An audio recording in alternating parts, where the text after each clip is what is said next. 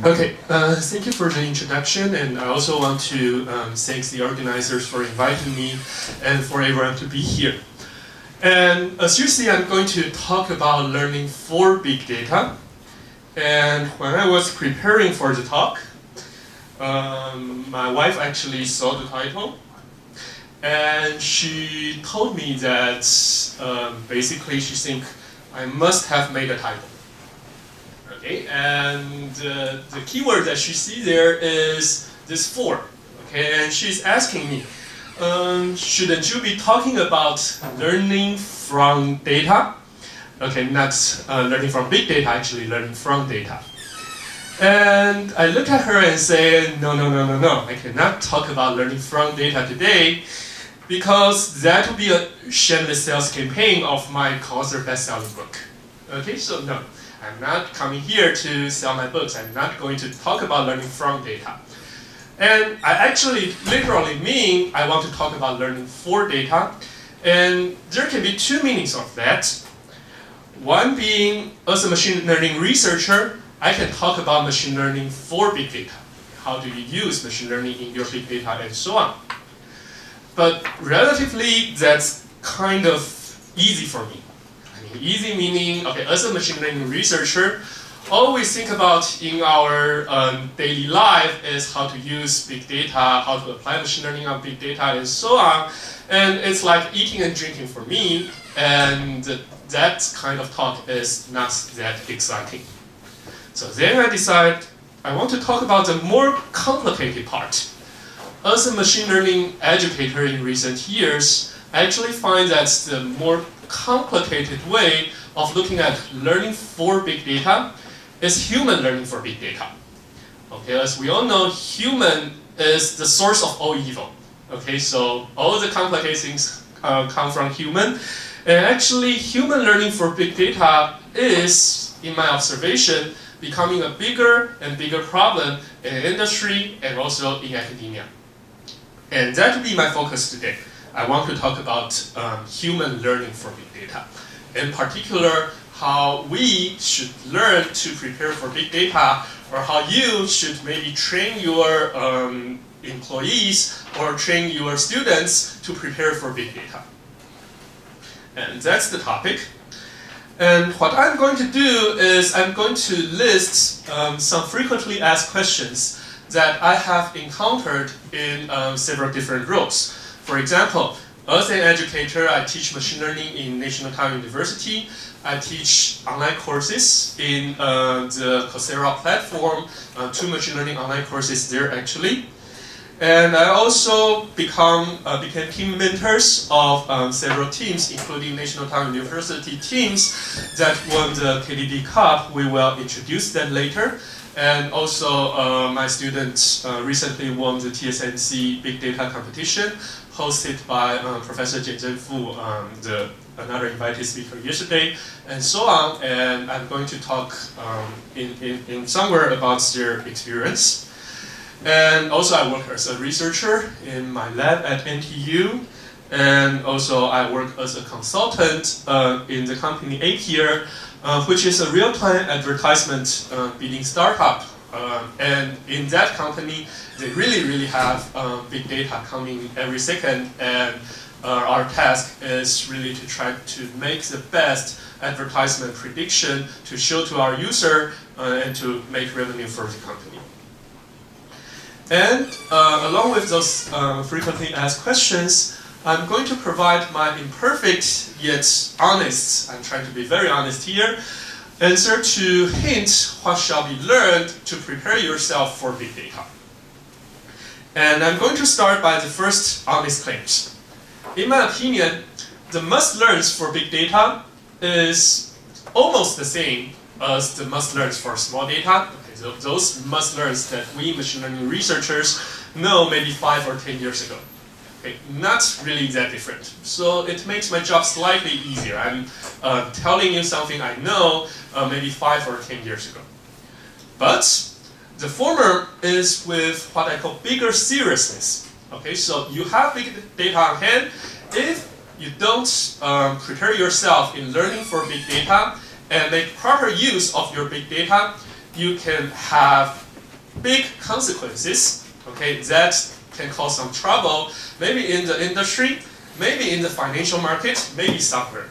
Okay, so it's more serious. You have big data on hand, now you have a higher responsibility to use them properly. And that's why you should learn well to prepare yourself for big data. And the other thing is, in addition to the must-learns in machine learning, actually system design and architecture are very important if you want to process your big data properly. Okay, and we have seen that in various talks in this Congress. Okay, but the truth is, and again, I'm telling you the very honest thing here, those are somewhat beyond my pay grade. Okay, so it's impossible for me to tell you the specific architecture or whatever system that can work well for your big data. And I myself is still learning for that. So if you want to ask questions about system design or architecture, don't ask me. My colleague, Professor Xu Liao, is an expert, okay? And the next speaker, Professor Hsuan-Tien, is also an expert. Ask them, not me, okay? I can tell you something about machine learning, some of my very limited experience in machine learning, but nothing about system design nor architecture. Okay, so, and the true reason I want to talk about learning for big data is that I am a little bit tired of answering those frequently asked questions. Okay, so I got asked those questions from time to time in companies, from my students, from people who want to collaborate with me, and so on. And there are repeated questions, okay, that I think, in my experience, have some simple answers that people can learn. Okay, so I'm quoting from this Yogi Berra here, who is a famous Yankees player, and he is also tired of answering some of the questions, and therefore let me hope that this kind of talk can help me maybe eliminate some of the questions. Okay, so let's begin with the first and maybe most frequent question that I got asked. How to ask good questions from my precious big data. Okay, and my precious is of course added by me. Usually people just say how to ask questions from my data or my big data, and precious is just hiding inside their face. Okay, how to do that? Usually my answer to that is a rather polite one. I'll say, you have made a good start already, okay, by asking this question. And do you have any more thoughts that you have in mind? Okay, sometimes when I answer this question, I feel like a psychiatrist or something. Okay, so trying to basically know more about the mindsets of the people asking this question. But truly, inside my heart, I don't know.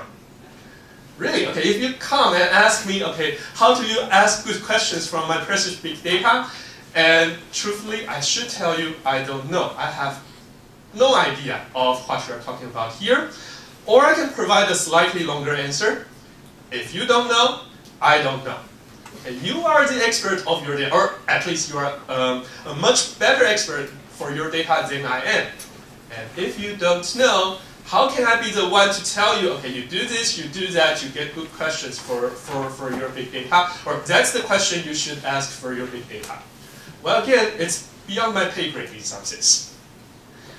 Okay, but, okay, again, as a consultant or as various roles that I play with, I need to answer this kind of question, so I usually think about an analogy that I made in basically in my life. So let's think about a similar question, a similar scenario.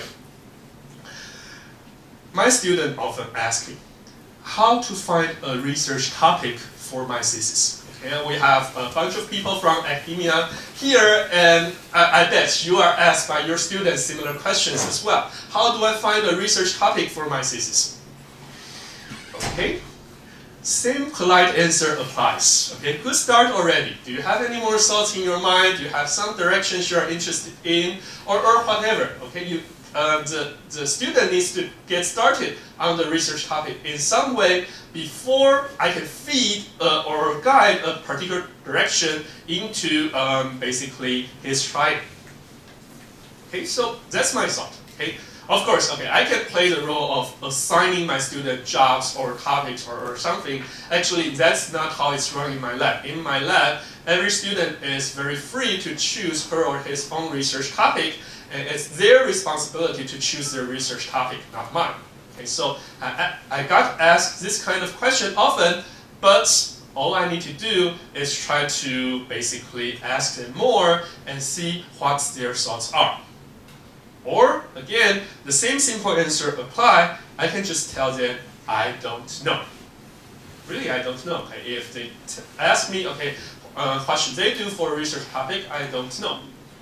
But, of course, as an academic advisor, I have responsibility to guide my student, and I don't know is simply an irresponsible answer. And therefore, usually, what I would do is more like this. I don't know. But maybe you can start by thinking about two things: your motivation and the feasibility.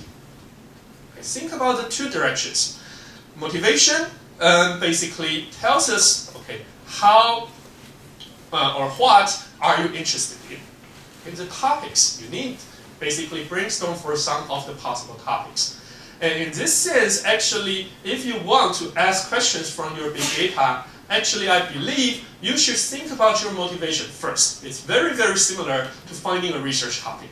Okay, your big data is there. Okay, it's a fortune. At least everyone here maybe believes that it's a fortune. But again, you need to decide where to dig in and where your motivation is. And feasibility really means what can or cannot be done basically on this data. Okay, there are limitations of everything. Big data, no difference. There are limitations on your big data as well. And you need to know the limitations. You need to know what can be done or what cannot be done. Okay, let's talk more.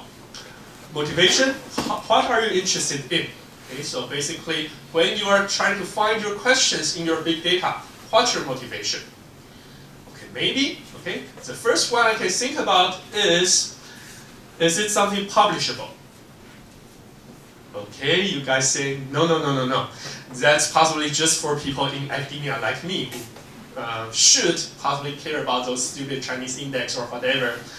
Okay, something publishable. But anyway, okay, if you're in academia, maybe that's part of your motivation, okay, to start digging something out of your big data. But more generally, if you're in the industry or if you don't care about those index and really want to do something to maybe change the world or whatever, the better motivation might be something that improves whatever performance, okay? So you can make money, you can provide a better service, you can do a better something, whatever, okay? Just something that improves. Okay, that's one valid motivation that everyone is thinking about. If you don't have something that improves in your mind, you really need to go back to your domain and maybe your business domain or industry domain or whatever domain to look at what you really care. Motivation means something that you care. And if you don't care, I guarantee you, even if you have your big data, you cannot make big changes. Because the data is there, but if you don't have those motivations, you cannot dig out those something important. And of course, okay, there are other motivations. For example, there are things that inspires maybe deeper study. Okay, so basically questions that generate questions. Okay, that's also some motivation that people use in your big data. Sometimes you don't know the right question in the very beginning. Okay, but you have motivation to study deeper and deeper and deeper. So the first question you ask might be the one that generates a series of questions that allows you to think more about your data, about your problem, about your domain. And those are what I mean by motivation. And my opinion is that motivation helps you generate questions, or at least generate candidate questions. Okay? You may not be able to solve all the questions and so on, but you do need those motivations to generate those candidate questions for you to decide what to study next. Okay. Very similar to how you find research topics. And feasibility. Feasibility is easier to imagine. For example, in the big data age, if you look at from the perspective of machine learning, then basically there are two feasibility concerns. One is modeling, okay, whether the problem can be somewhat solved by some machine learning model. And another feasibility concern is computation, whether the problem can be solved within a reasonable amount of time, of course subject to the resources you have and so on. And the resources may be related to budget or the timeline you have or whatever. Anyway, those are the constraints that you should look at. And in my opinion, feasibility helps you filter questions. So you generate a bunch of questions, and then basically you use feasibility to filter them and to decide what are the possible questions to work on next. Of course, you can prioritize among them along the way and so on, but the two basic tools are motivation and feasibility. Same for research topic, same for big data. Okay, and therefore, actually, this is what I tell my students usually. I tell them to brainstorm from their motivation. Okay, what are the problems that interest you? Okay, they can go read the literature, they can go think about their daily life. What are the research problems that interest you? And then rationalize. Okay, but they need to decide their master's thesis topic or PhD thesis topic or undergraduate research topic. Let's sit down and look at the feasibility. What are your goals and what are the questions, the research problems that really match the feasibility concerns? So how about big data? Okay, so I was saying, okay, finding questions and so on related to finding research topic. How's that related to big data? Well, I would say it's actually more serious to look at those two aspects from the big data age, because if you look at the issue of generating questions from motivation, we know the 4 V's of big data, and there's variety. And people say we get to dream more in the big data age. That's true. There are a variety of data. We have Professor Huang talking about the many data in the government, and there are lots of opportunities that we can dream about if our goal is to help the government do better. Okay, so there's variety, and if you think about generating questions from motivation, you do have lots of opportunities for your motivation. And there's velocity. Okay? The data is evolving, quickly coming and going and so on. So there's evolving data and evolving questions for you. Okay?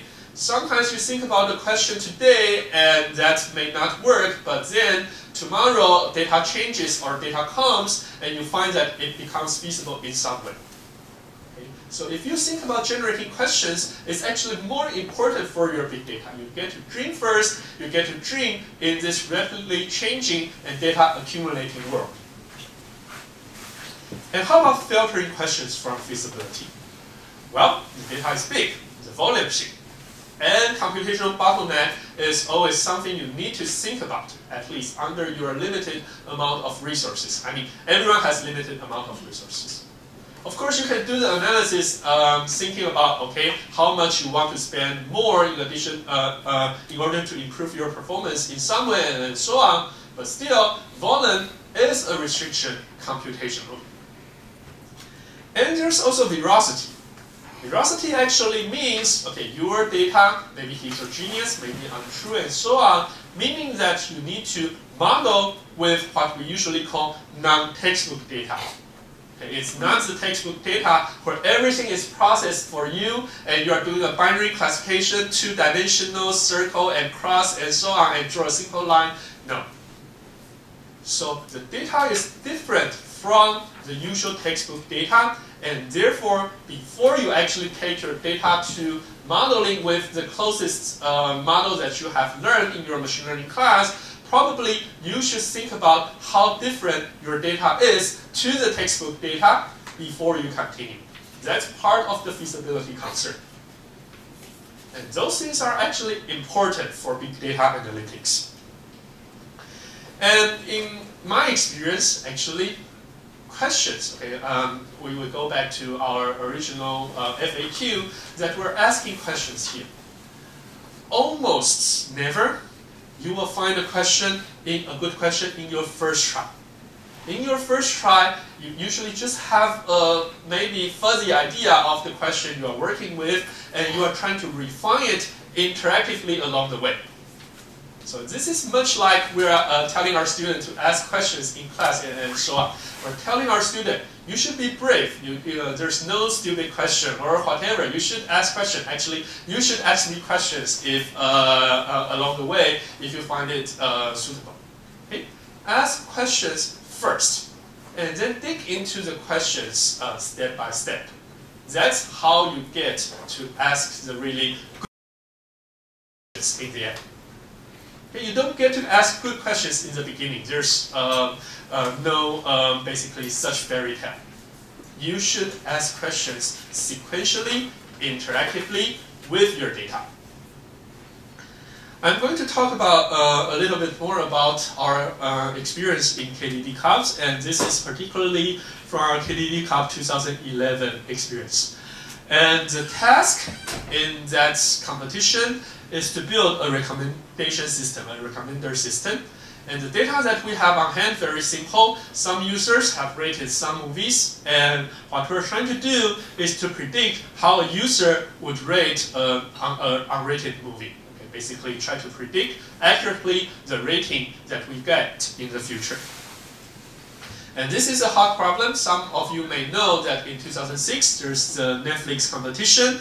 Netflix, being one of the largest movie rental companies in the US, released its data set having about 17,000 movies and basically 480,000 users and about 100 million ratings. And in the competition, okay, you may have known that 10% improvements in that company, so basically they have a basic system, and if you improve your performance from the basic system by 10%, then you get $1 million US. Okay, of course, basically it's very, very difficult to win, but for Netflix, it's a very, very good deal because by $1 million, they have machine learning researchers all over the world to work for them, okay, and also the advertisement effects and so on. So that's very, very good for Netflix. And the competition ends about 2 or 3 years later with a team in Bell Labs, in the old Bell Labs, actually winning the competition with a little bit more than 10% of improvement.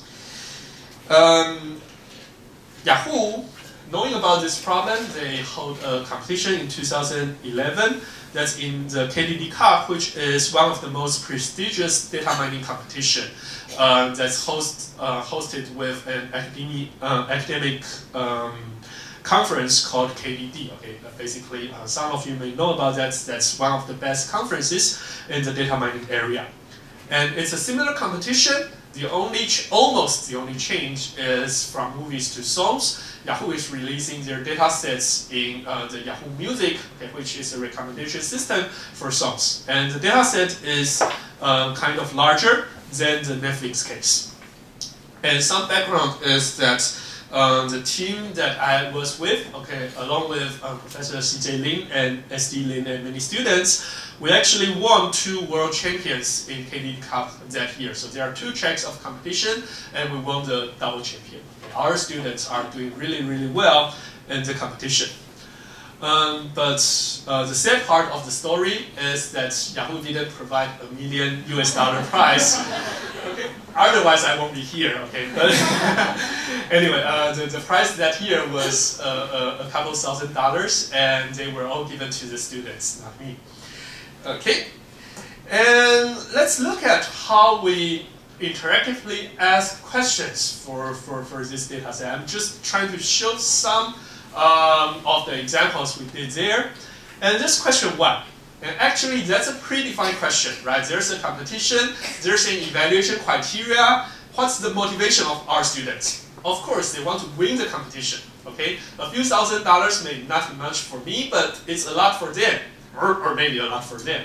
So the ultimate question predefined by the competition provider is how we can improve the rating prediction of some pairs of users and songs. But along with that question, the following series of questions are the important ones along the way. Okay, the ultimate question, although it's there, may not be answered immediately. So what do we have? For example, question 1.1. After we did some data analysis, we found that there are two types of users. One of them, we call them lazy. Sorry about that, but anyway, those users gave the same rating always. Okay, like 60, 60, 60, 60, 60 for whatever song they listen to. Okay, and the other is called normal. I mean, you have variances and so on. So the question is, okay, what should we predict the next rating for those kinds of users? A very natural way, okay? The lazy one, we should predict the same rating. If the user always gives 60, then we should predict 60 as the next rating. What's the results? Well, 80% of such users, such lazy users, okay, would keep their original rating, but 20% of them would give different ratings. So let's do some calculation. There's 7% there multiplied by the 80%, so we get something like 5.6% of the data we can manage to do somewhat correctly, and 20%, if we just predict with the same rating, then there will be some problem. And we're not satisfied with that, so we continued asking another question. Can we try to distinguish the 80%? Does the 80% have some characteristics, some other characteristics that we can observe from other data? I mean, in this competition, there are actually other data. For example, there are relations between the songs and the albums and also the artists and so on. Can we discover from some relations to distinguish the 80%? Okay, and so on. So we continued asking those questions until failed, or we feel failed. Okay, after a series of question asking, we actually realized that it's kind of infeasible for us, given maybe the time constraint of the competition, given the computational resource that we have, or given the very, very marginal improvement that we see along the way. So that's a failing. Actually, that's something you don't normally see in a paper. Okay, in the paper we report the best results, the best models that we have tried or whatever. But actually, the true story within big data interactive question asking is that you get a lot of this kind of stories. You get to ask questions and ask questions interactively, again from your motivation, until you declare the question kind of infeasible for you. So again, checking in the second part, filtering for feasibility. Another part, okay, we consider some domain knowledge that we have about this particular competition. In particular, test data are the newer logs than the training data. This is very common in non-data harmony competitions because they have logs accumulated in the companies, and they basically want to use something like the stock price this week to predict for the stock price next week. Okay, so there are basically different time frames for different data. Now, with this knowledge, the question would be, shall we emphasize those newer logs in the training data in order to be closer to our test scenario? We'll talk about that later.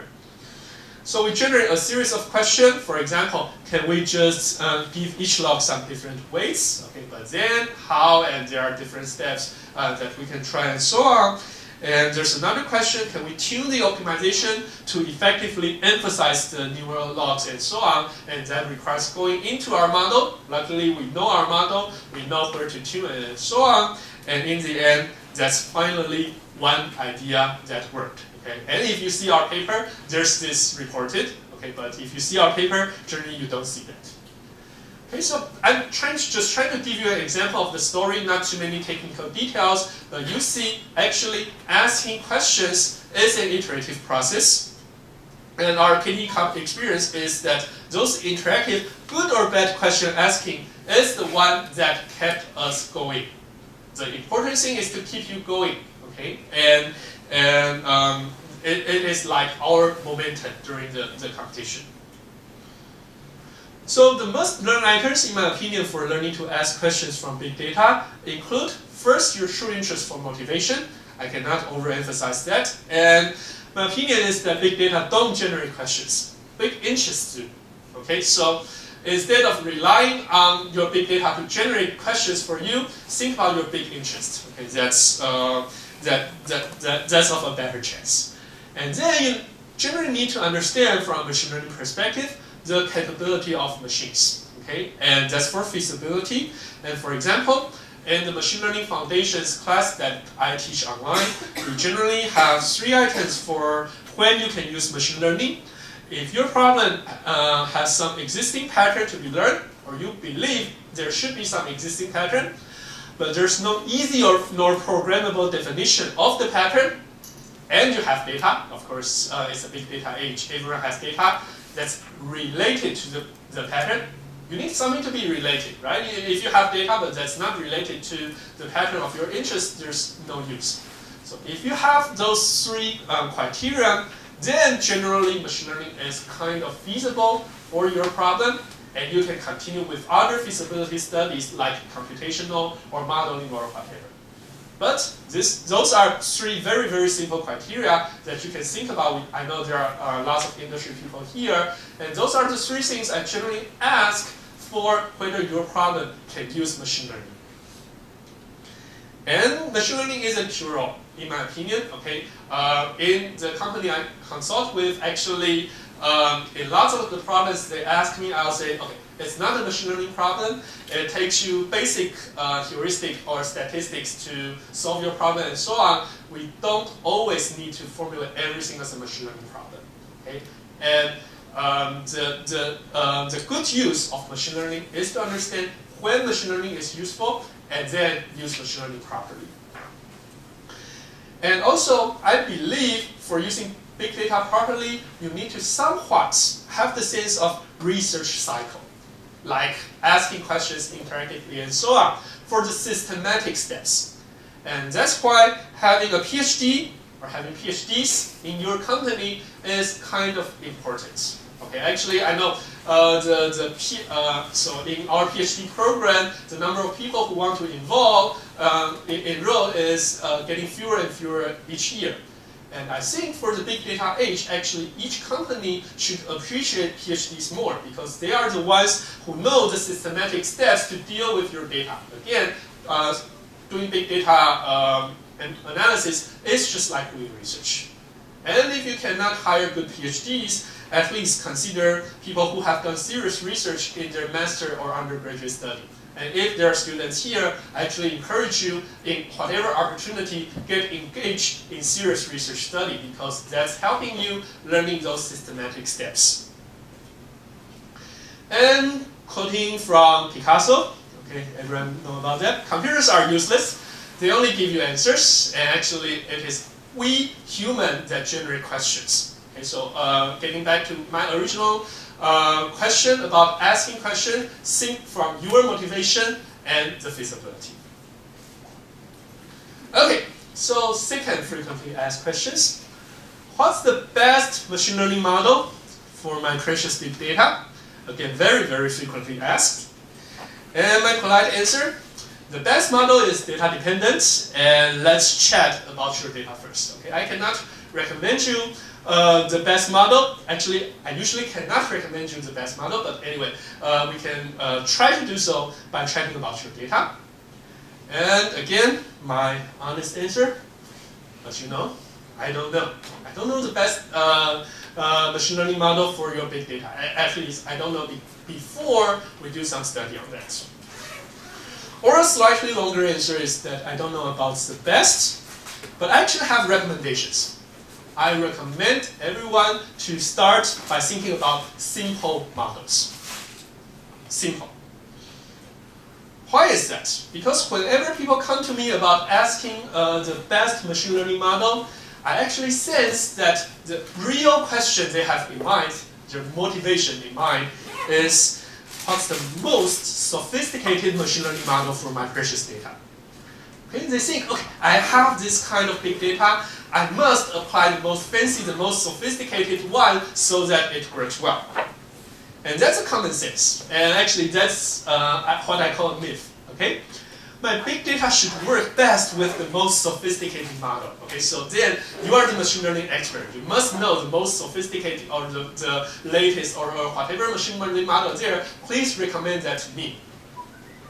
This is partially true. I mean, if we look at, for example, in the news, okay, there are like models like deep learning. Okay, Edward talked about that yesterday for image recognition at Google, and that's essentially feeding a neural network with 1 billion internal weights with 10 million images extracted from YouTube and so on, and they are showing that this network does pretty well. That's a sophisticated model. That's a fancy model. And also, in my opinion, that's a model Google used for basically news and so on. Okay? That's not really that much for research, but that's my humble opinion. And I'm quoting another thing. Science must begin with myths, and then with the criticism of myth. Okay, so you see, the next step that I'm going to do is to criticize this myth that I need to couple my big data with the most sophisticated model and recommend you those simple models. Okay, so that's the myth. And what's the bad part about sophisticated model? First, as you all can imagine, it's time consuming to train and to predict with the most sophisticated model. I mean, there are 1 billion internal weights in that deep learning neural network. How do you train? How do you predict? And so on. And that's often a big mismatch to your big data. Okay, your big data is already time consuming to process with the basic steps and so on. And if you want to add the most sophisticated model on the top, that may not be a good idea, at least not in the beginning. And also, you see the success stories of those sophisticated models, like the deep learning model. But actually, that takes an enormous amount of time to tune those models. Okay, there are some parameters of the models that you need to tune, or to modify the models for your use. So there are general models, there are models that are more proper for your data and so on, and you generally need to modify. And to tune or to modify the sophisticated model may be kind of infeasible for you, or at least exhausting. And thirdly, using a sophisticated model, in my opinion, is a point of no return. Meaning, you often cannot go back to simplify that or analyze what's going on. You use, if it works well, you are happy. But if it doesn't work well, there's nothing you can do. So generally, I believe sophisticated models shouldn't be the first choice for big data. And what should be the first choice is simple models. Or actually, as we teach in the Coursera course, those linear models should usually be tried first. I'm going to show you some examples. Linear models are efficient to train and predict. For example, this is a package designed by Professor C.J. Lin in our department that's doing linear classification using the Spark platform. And that's literally my favorite choice in AP. Okay? Whenever they tell me they have a machine learning problem, I'll say, okay, you go with this. And part of the reason is that it's almost the only model that serves their real-time needs. Linear models' prediction can be fast, and it can serve their real-time needs well. And they're easy to tune or modify. And basically, those are the key to our KDE Cup winning solutions. Again, in 2010 and 2012. Actually, between 2010 and 2013, NTU has won 6 KDE Cups in 4 years. Okay? And along our winning solutions, linear models are actually frequently used.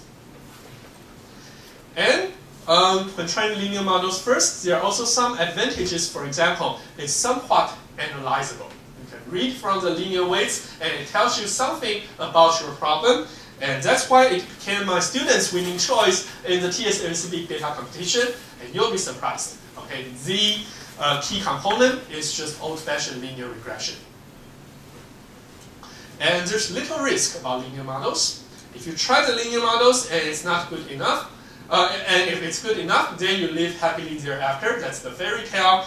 And if it's not good, then you can move to something more complicated, more sophisticated, and there's nothing lost, except for maybe the wasted computation. So that's my KISS principle. Keep it simple and stupid. Everyone knows about that, but actually linear models are not stupid. I think it's keep it simple and safe. And it is the safest model that I suggest everyone to try in the very beginning. And the must-learn items that I introduced here are linear models. And actually, there are some other simple models that we sometimes use in other occasions. For example, frequency-based probability estimate. So basically, just using your statistics 101, such as naive Bayes, or decision tree models. Okay, those are there 30 years ago in business decisions and so on. Or perhaps even better, the random forest, which is a simple nonlinear model. Okay, that I would generally suggest for the very beginning. And a famous quote, which is often attributed to Einstein, although there's no formal evidence that he says so, and the explanation of your data should be made as simple as possible. Okay, I should speed up. And the third one I want to introduce here is how should I improve my machine learning performance with the data? Polite answer, do we have domain knowledge about your problem? Okay, that echoes what Hsuan told us about in the previous talk about domain knowledge. And again, my honest answer is I don't know. We need to consider domain knowledge in order to improve your performance. That's the general claim. And perhaps you can start by encoding your human intelligence or knowledge into your, basically what I call a data construction process, or the whole process of using your big data. What do I mean? Well, a similar scenario to this is, in my classroom, I should often ask myself, how should I improve the performance of my classroom students? And how should I do so? Well, the student's learning performance is basically the instructor's teaching performance. So you can think, if I can teach the student more concretely, there's better performance. If I can teach them more professionally, there's better performance. And if I can teach them the key points or aspects, there's better performance. So to let your machine learn well from your big data, you actually need to consider teaching them better. And what's your role as a teacher in applying your machine learning algorithms to big data? Well, if you want things to be concrete, you need to ask good research questions, okay, as we mentioned. Okay, if you ask good questions, then basically there's a concrete problem for the machine to work with. And if you want to be professional, you need to embed kind of your domain knowledge into the data construction. If you throw the raw data to the machine and ask them to be as professional as you are, there's generally no hope, at least no hope for now. So you need some domain knowledge to help the machine get started. And to give the machine some key information, you should facilitate your learner with proper data processing. We call it data pruning, data cleaning, data hinting, whatever data pruning that you can think of to basically calm the information you get in your data and feed it to your learner. And in my opinion, actually, the important one is data construction, not machine learning. If you do proper data construction, every good machine learning algorithm acts similarly. But if you don't have a good data, constructed data on hand, then basically your task becomes much harder. And the big data characteristic is that you generally, in your raw data, there are many fields and many abstract ones. So in our KDE Cup 2010 experience, for example, that's a really big data computation. We have student logs on an educational system. And what we do is we try to understand the system, that students basically solving questions online, and we record their question solving performance and so on. And because all those feature meanings are available, we are able to manually identify some useful pairs of features. Actually, that's quoted from our paper. And for example, the domain knowledge is that on that system, there are hierarchical structure. Okay, basically, we have information about student does step I of problem J in unit K and so on. So if we construct features hierarchically, like has student tried unit K, we which is a very basically high level association between the student and the highest level, it would be much more meaningful than associating the student with the very, very low level step, okay, because steps are basically, we have fewer data and so on. Or another thing we did was we calculate something we call correct first attempt rate for each problem, okay, and this tells us roughly the difficulty of each problem. And this is kind of like the domain information we can have. And in this encoding, what we call condensed encoding, it will give us more meaningful information than using the abstract encoding of we have problem J here. We actually have the estimated difficulty of each problem. So those are the kind of things we do, and we actually give it a cute name, feature engineering. Shu also showed that in his previous talk. It is making your feature data concrete by embedding the domain knowledge. Actually, and it is the best part to embed your domain knowledge, then modifying your model to suit your domain knowledge. Okay, so for this part, I'm telling you that domain knowledge are important, and if it's available, great. And if not, you should start by analyzing the data first, not by learning from data. You analyze the data, you generally have more domain knowledge, and then you construct your concrete data. So by analyzing, I mean looking at correlations, co-occurrence, or whatever statistics that are meaningful to you. And you should know about common feature construction techniques. For example, encoding and combination, and the importance estimation, like using linear models or random forest. Actually, those two models also happen to be simple models that can tell you about feature importance. Okay, so you understand why they are my favorites as a first choice model. And one secret, okay, we interactively ask questions as discussed, and to allow us to encode our students' human intelligence. They are super intelligent into the learning process, into the feature construction, so we get to have good performance in KDE Cup. Okay, I have 9 more slides and I have 2 minutes to go. So let's see how I can speed up by telling you the most high-level thing. The last question I want to share with you: how should I escape from the unsatisfactory test performance on my precious big data? And now I don't provide honest answer. Actually, this is a big question, and this is my step-by-step diagnosis. Now I'm acting like a doctor and sitting there. Okay, what's your problem? So I'm asking every question, and it's basically a decision tree here, as you will see. If your training performance is okay, which happens more than 90% of the time, you should try to improve, escape from the unsatisfactory test performance by combating overfitting. So if your training is doing well and test is not, that's a sign of overfitting, and you should try looking at how you can combat overfitting. And basically, or you can try to look at whether there is a significant training and testing mismatch.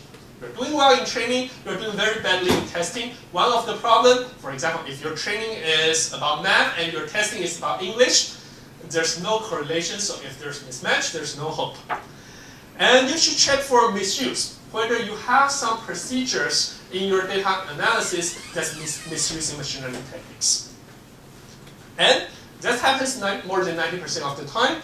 And in the other case, construct for better features. I have told you that's one technique, so you should improve your training performance. And you can construct better features for that. Or, at this stage, you can use more sophisticated models. And that's my recipe, and I'll focus on the first part, and I'm going through that very quickly because I'm occupying more time than I needed. Also, I want to apologize that because I literally prepared the slides until this morning. Okay, therefore you don't have printed slides there, but I'll put it on my webpage. I'll also send it to the conference organizer so that they can. Okay, so combating overfitting. I just want to break this myth, okay, that your big data is so big that overfitting is impossible. Actually, overfitting is very possible with big data because of the 4 things. Big data, high dimensional, heterogeneous, redundant, and noisy. All of those words call for overfitting, especially noise. If your data is noisy, it's doomed for overfitting. And this is a cute picture that you will see in my book, actually. And it shows you that whenever you have noise level that's high enough. There's the red sign. What's the red sign? Overfitting danger. Okay, so you see, regardless of your data size, if your noise is large enough, you will have overfitting. And therefore, the data size to noise ratio is what matters. If your data size is big, but noise is also big, you might still suffer from overfitting. And then you should learn those cures for overfitting, and I'm going through that very, very quickly. I'm going to skip these slides. The two tools that machine learning people generally use are regularization and validation. Some of you may have heard about that, but for regularization, I want to point out the important thing is to understand where regularization is in your model, because then you can tune that parameter, tune that part. And for validation, the important part is to be honest to yourself and basically try to ensure the correctness of your validation. Okay, and correcting training testing mismatch, I'm going to escape that part, although there's an interesting joke about that. But anyway, the technical solution for this part is try to match the test scenario as much as possible, as what we did in KDD Cup. And also, you can consider some of the techniques that tries to make your training or validation as similar to your testing environment as possible. And that's the general rule of thumb. And the biggest misuse in machine learning, I have to talk about that. It's called data snooping. I'm skipping the example because data snooping actually do mean that you use the data multiple times such that you get unwarranted information in your brain or in your research. And the example I use here is multiple papers working on the same data. So in the end, the last paper benefits from snooping the data, okay, snooping the performance used in previous papers and getting better performance. And that's a folklore here in our community. If you torture the data long enough, it will confess. Okay, much like if you torture basically a suspect long enough, the suspect will confess. 屈打成招.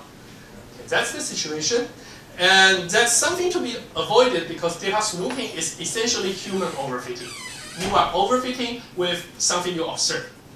The truth is that it's very hard to avoid, but you should try to be blind, make modeling decisions without the data as much as possible. Okay. Sometimes you need to look at the data for analysis and so on, but you should generally try to make decisions without the data as much as possible, and be suspicious about your performance and keep your data as fresh as possible. And those are the must-learn items. And one last secret that we have, we carefully balance between what we call data-driven modeling, or actually a more fancy way to say about snooping, and validation, which is a no-snooping process, along the way in order to make sure that we have valid conclusions on our data and therefore winning the KDD Cups. Okay, so those are the must-learn items: combating overfitting, correcting the mismatch, and avoiding the data snooping. And in some of the parts, I hint philosophy here. There's philosophy behind machine learning, not necessarily theory. If you don't want to look at those ugly math theory of machine learning, I can understand. But you need to at least understand the philosophy behind machine learning to properly use it. And after all those, hope that you can do big data learning hack here. Okay, so in summary, I have introduced you some human must-learn topics for big data. Procedure-wise, there's a research cycle. Tool-wise, there's simple model, feature construction, and overfitting elimination. And science-wise, okay, the philosophy behind machine learning. And my hope is that I told you something about foundations of machine learning. And my feeling is that it's actually even more important in the big data age. And after saying all this, it's finally time to do a shameless sales campaign of my book and on my course. Actually, everything I said is deeply covered in the book, in the course, and so on. Okay, sorry about the misuse of time, and thank you for your attention.